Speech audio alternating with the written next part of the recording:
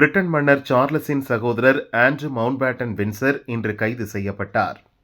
Britain முன்னாள் இளவரசரான Andrew அவரது 66வது பிறந்த நாளை கொண்டாடி கொண்டிருந்த போது தேம்ஸ் வேலி போலீசார் அவரை கைது செய்தனர். பிரிட்டன் வர்த்தக தூதராக அவர் பணியாற்றிய போது பதவியை தவறாக பயன்படுத்தியதாக ஆண்ட்ரூ மீது குற்றச்சாட்டுகள் வைக்கப்பட்டுள்ளன.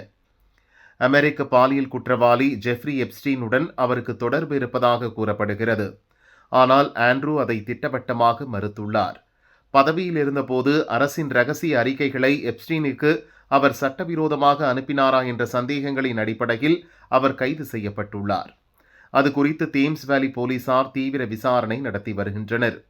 அவருடைய அரண்மனை மற்றும் வசிப்பிடங்களில் சோதனைகள் நடைபெறுகின்றன. மன்னர் குடும்பத்தைச் சேர்ந்த ஒருவர் முறைகேடு புகாரில் சிக்கி கைது செய்யப்பட்டிருப்பது பிரிட்டன் அரசு குடும்பத்தினரிடையே சங்கடத்தையும் உலகளவில் பெரும் பரபரப்பையும் ஏற்படுத்தியிருக்கிறது.